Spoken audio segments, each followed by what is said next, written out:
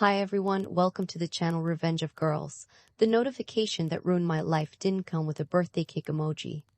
It didn't come with a digital gift card or a happy 20-second wish. I was midway through wiping down a sticky granite counter at the cafe, my apron heavy with the smell of stale espresso and almond syrup, when my phone vibrated against my hip. It was a single text from my mother. "We sold your car. Family comes first. Be grateful we let you live here." I stared at the screen. The cafe noise, the clatter of ceramic mugs, the hiss of the milk steamer. The indie folk music loop, all of it just evaporated into a high-pitched ringing in my ears. I'm Ava. I turned 22 exactly 4 hours ago. And that car wasn't a gift. It wasn't a hand-me-down clunker my dad fixed up in the driveway. It was a used hatchback that represented 2 years of opening shift, closing shifts, and missed weekends. It was every dollar I hadn't spent on clothes or concerts. It was my escape pod. My hands were shaking, slick with cleaning spray. When the second text hit, "Your brother is starting college. You'll cover his first semester. $6,000. It's due this week." They didn't ask. They didn't negotiate. They just invoiced me like I was a malfunctioning ATM that needed a good kick to dispense cash. My chest burned, a hot, tight constriction that made it hard to breathe. I looked at the sent timestamp. They had done this while I was at work. They had taken the spare key from my dresser, driven my car to a dealership, and signed away my independence while I was foaming lattes to pay their internet bill. I typed one word back: no. The phone immediately lit up with a call. I didn't want to answer, but old habits die hard. I swiped green and held the phone to my ear, stepping into the back alley behind the kitchen. "Pack your things," my father's voice roared, distorting the speaker. "You're dead to us. You don't get to say no after everything we've done for you."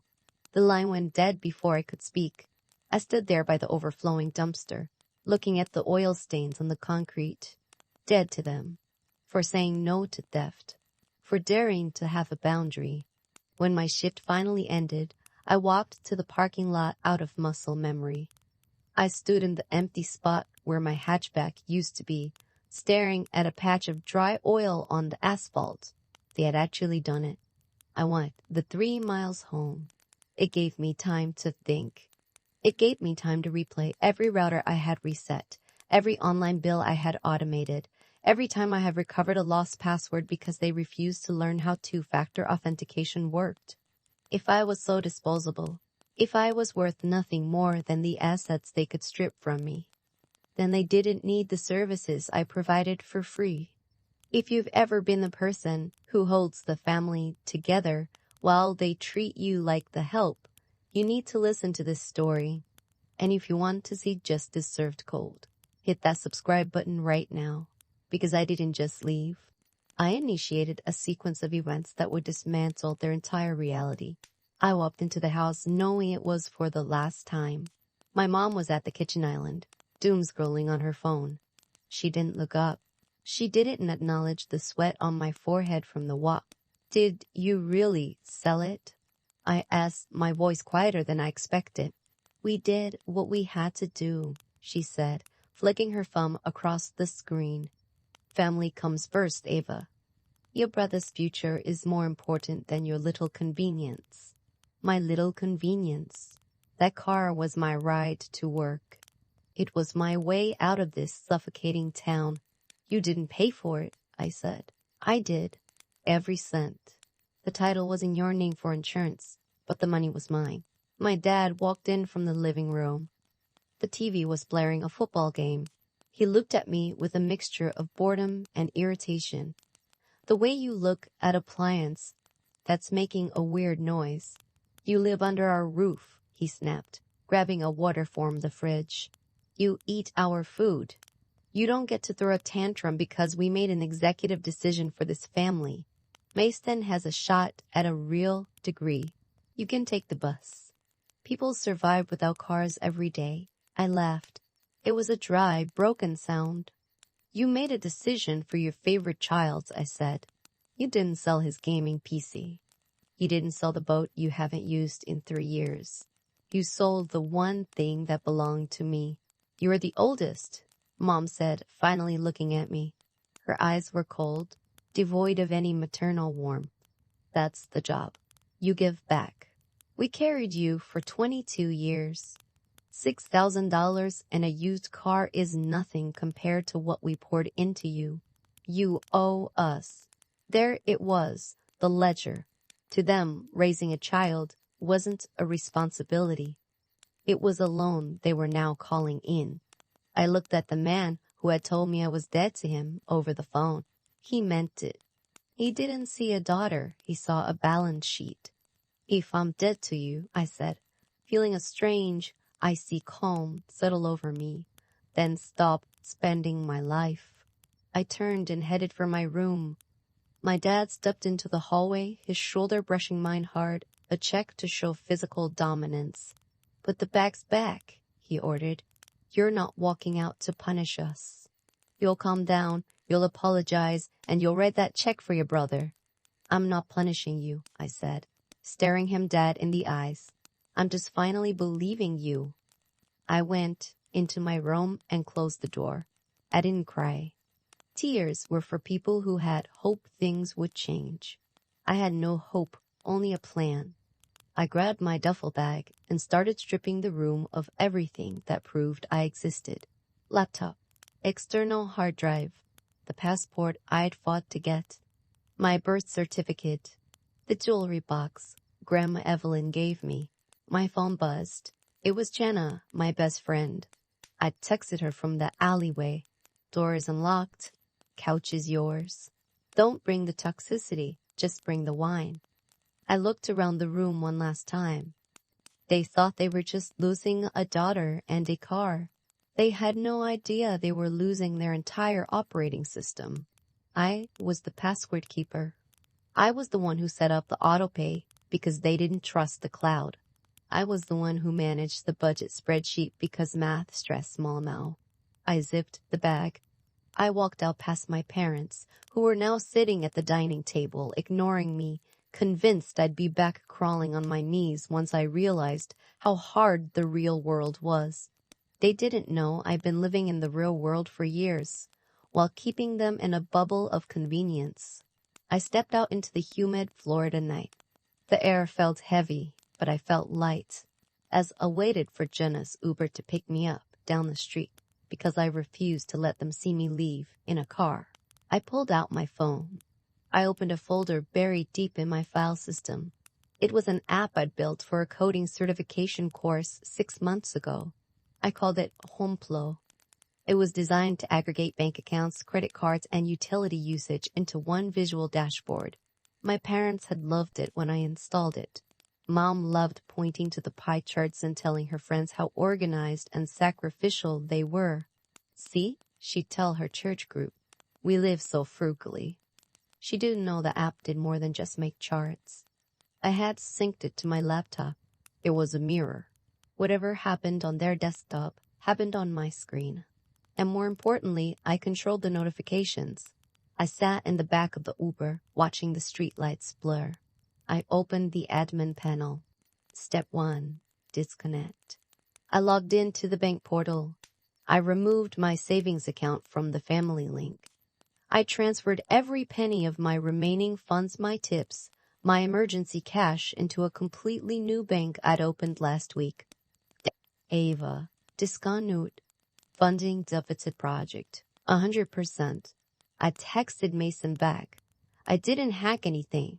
I just stopped filtering the reports. Mom and Dad always had access to this. They just never looked because I handled it. Now, everyone can see the math. Jenna walked out of her bedroom hair a mess, holding 2 mugs of coffee. Judging by the fact that you're smiling like a supervillain, I assumed the email went out. Grandma's asking about the fishing gear, I said, taking the coffee. Oof, Jenna grimaced.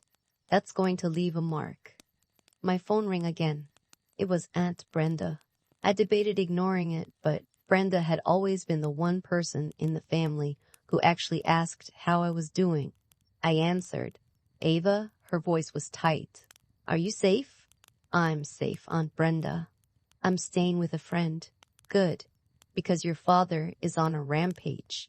He called me screaming that you stole private financial records and blasted them to the church list.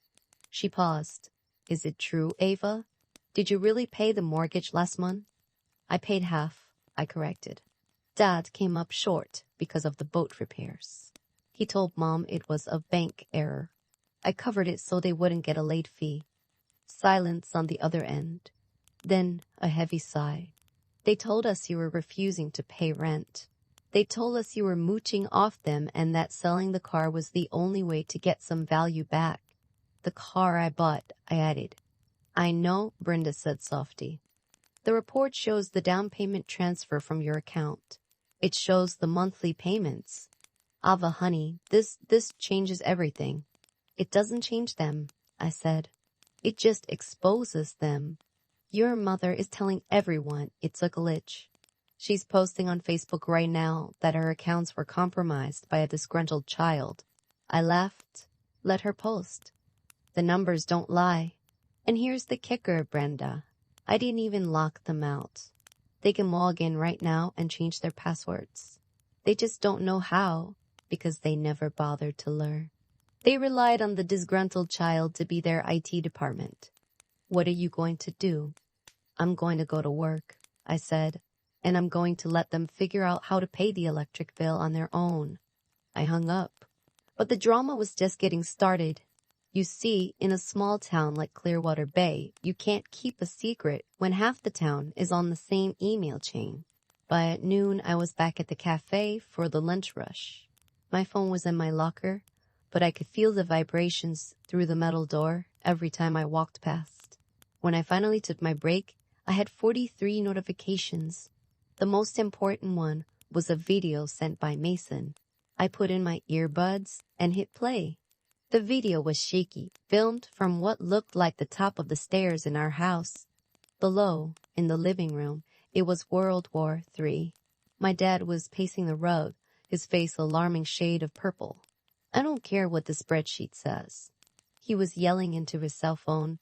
It's disrespectful. She humiliated us, Mother. She aired our dirty laundry. Grandma Evelyn's voice was audible even through the phone speaker. She must have been screaming. She didn't air your laundry, Gary. She showed us the receipts. You told me you needed money for Mason's books, and I see right here you spent $400 on a cooler. It was on sale. Dad shot it back, like that made it better. Mom was sitting on the couch, sobbing into a tissue. How could she do this, after all we sacrificed? I can't show my face at Bible study. Pastor Dan saw the liquor store charges. Mason whispered from behind the camera. They've been at it for hours. Uncle Doug came over and told Dad he needs to sell the boat if he wants to pay me back for the car. Dad told him to get off his property. The video cut off. I sat in the break room, staring at the screen. A part of me, the part that had been trained for 22 years to be the peacekeeper, wanted to run home and fix it. I want to delete the app, apologize, and make the shouting stop. That guilt was deep, planted in my bones. But then I remembered the text. We sold your car. I remembered the oil stain on the driveway. I remembered you're dead to us. I typed a reply to Mason. Stay out of the way. If it gets too bad, come to the cafe. I'll buy you a sandwich. I was about to put the phone away when a notification from Facebook popped up. Jenna had tagged me in a post. It was a post from my dad, public, for everyone to see. It is with a heavy heart that we ask for prayers. Our daughter Ava has struggled with mental health and jealousy for years. Yesterday, she hacked our personal finances and sent out fake, manipulated documents to our friends and family to hurt us. She is lashing out because we asked her to support her brother's education. We love her, but we cannot allow her lies to stand. Family comes first, even when they betray you. The audacity took my breath away. He wasn't just spinning the narrative. He was pathologizing me. He was calling me crazy to cover his own theft. Underneath the post, the comments were already rolling in. So sorry to hear this, Gary. Praying for her? Kids these days have no gratitude. Stay strong, Linda. My blood turned to ice. They were winning the PR war because they were willing to lie, and I was just staying silent. I looked at Jenna across the break room table. Hand me my laptop, I said. What are you going to do? He said the documents were fake, I said, opening the Homeflow source code. He said I manipulated the data. So I'm going to release the raw logs, every timestamp, every merchant ID, and I'm going to attach the bank's digital verification signatures. Ava, Jenna warned. That's the truth, I cut her off. If you want to see what happens when a jealous daughter decides to drop the nuclear codes, make sure you watch part 2. Because trust me, the email was just the warning shot. The real explosion hasn't even happened yet. I sat in the break room of the cafe, staring at my dad's Facebook post. Fake documents. Mental health struggles. He was painting me as an unstable, vindictive child to save his own reputation. He was banking on the fact that people don't understand data, but they understand a grieving parent. He was wrong. People might not understand algorithms, but they understand receipts. I didn't respond to his post. I didn't leave a comment. Engaging with a narcissist in public is like wrestling a pig in mud. You both get dirty, but the pig likes it. Instead, I went back to my code. I had set the Homeflow reporting frequency to weekly. I changed it to real time. Then, I added a new trigger, discrepancy alert. I linked the system to the public comments on his post. If he claimed he didn't spend money on X, and the bank data showed he did spend money on X, the system would automatically generate a simplified graphic, a side-by-side comparison of his claim versus the bank transaction and email it to the distribution list. I called it the Truth Protocol. I closed the laptop and went back to finish my shift. I needed the money now more than ever. By 5 p.m., the atmosphere in Clearwater Bay had shifted. Small towns talk, but digital receipts scream. Mason walked into the cafe just as I was clocking out. He looked exhausted. He was wearing his hoodie hood up, trying to be invisible. Hey, I said, sliding a cranberry scone across the counter to him. You look like you survived a hurricane. Worse, Mason mumbled, taking a bite. Grandma Evelyn came over. My eyebrows shot up. Grandma Evelyn hadn't left her condo on the other side of town in 6 months, except for church. And she brought a binder, Mason said, almost cracking a smile. She printed the email, Ava. She sat Dad down at the kitchen table and went through it line by line. She asked him why there was a withdrawal for DraftKings on the same day he told her he couldn't afford to fix the AC. What did he say? He tried the hacker excuse again. He said you fabricated the bank logos. Mason shook his head. Grandma looked him in the eye and said, Gary, I worked as a bookkeeper for 40 years. I know what a routing number looks like. Stop lying to me. And Mom, she's locked in the bedroom. She called Pastor Dan, but I think even he's asking questions now. Apparently, the building fund donation she pledged never actually went through, but the charge for her spiritual retreat at the spa did. I felt a pang of secondhand embarrassment, but it was quickly drowned out by validation. Mason, I'm sorry you're in the middle of this. He looked at me, really looked at me, for the first time in years. You really paid for my application fees? Yeah. And the deposit? Yeah. They told me they took out a loan, he said quietly. They made me sign a paper promising I'd pay them back with interest when I graduated. They were going to charge me interest on money you gave them. The silence between us was heavy. That was the final piece of the puzzle. They weren't just exploiting me. They were setting him up to be exploited too. A double dip. I'm not going, Mason said suddenly. What? To Coastal State. The business program. I never wanted to do business, Ava. Dad said it was the only degree worth paying for. But if they're not paying for it, if you were paying for it, then I don't have to listen to them. What do you want to do? Graphic design. Maybe coding, like you. I want to build things, not manage spreadsheets. He pushed the rest of the scone away. I told them, just before I came here, Dad told me if I don't go to business school, I can get out. He said, I'm choosing your side. And are you? Mason pulled out his phone. Check Facebook. I pulled up the app. There, under Dad's sob story post about my mental health, was a comment from Mason. Mason Collins. Ava isn't lying. She isn't crazy. She paid for my tuition fees because you guys spent the money on yourselves. She bought her own car, and you stole it. Stop using me as an excuse to rob my sister. I'm staying at a friend's house until you tell the truth. The comment had 45 likes in 10 minutes. You didn't have to do that, I whispered. Family comes first, Mason said, quoting our parents with a bitter twist. You're my family, Ava. They're just the landlords.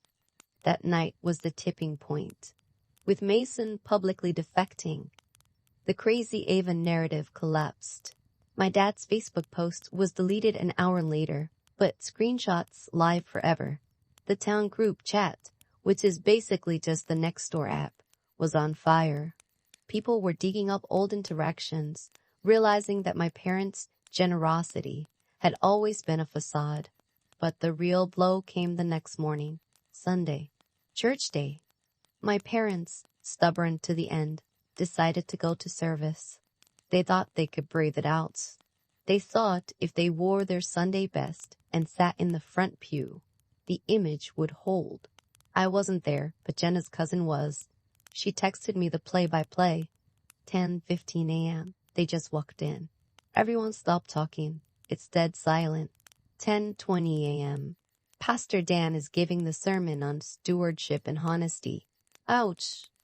10:45 a.m. The collection plate is going around. And then the notification on my phone. Ping. Home flow alert. Transaction attempted. Source. Joint checking. Merchant. Grace Community Church. Amount. $500. Status. Declined. Insufficient funds. My dad had tried to write a big check to show everyone he was still the big man on campus. But he forgot one thing. I had withdrawn my savings. Without my cushion, and with the boat payments hitting yesterday, the account was dry. The best part? Because I had set the system to real time and included the pastor on the distribution list. Pastor Dan received an automated email notification of the bounced transaction before the service even ended. I didn't see the confrontation, but I heard about it. Apparently, after the service, my dad tried to shake the pastor's hand. The pastor quietly pulled him aside and suggested they step down from the hospitality committee until their financial house was in order. That was the nail in the coffin. Being broke is one thing. Being exposed as a fraud in the church lobby is a social death sentence in Clearwater Bay. Monday morning, I was at the cafe when a familiar truck pulled into the parking lot. My dad, I froze. Jenna stepped in front of me. I'll handle him. No, I said, untying my apron. I need to do this. I walked outside. My dad was standing by the truck. He looked 10 years older than he had 3 days ago. His shoulders were slumped. The arrogant bluster was gone, replaced by a jittery, desperate energy. Ava, he said. He didn't yell. We need the passwords. No, I said. You don't understand, he pleaded. The water company is threatening to shut us off tomorrow. I can't log in to pay it because you changed the email. The bank account is frozen because of suspicious activity from all the transfers. We can't buy groceries. You have cash, I said. You have the money for my car. Use that. He flinched. That's gone. We used it to pay off the credit card minimum so our credit score wouldn't tank. So you sold my car to pay for your credit card debt, I clarified. Not Mason's future. Yours. He looked down at his boots. We were drowning, Ava. We just needed a lifeline. We thought you could handle the hit. You're strong. You always figure it out. I am strong, I said, because I had to be. Because you weren't parents, you were dependents. Please, he said, his voice cracking. Your mother is a wreck. Just give us the access back. We'll pay you back for the car, I promise, once the tax return comes in. I don't want the money, I said, and I meant it. I want you to admit it. Admit what? That you stole it. That you used me.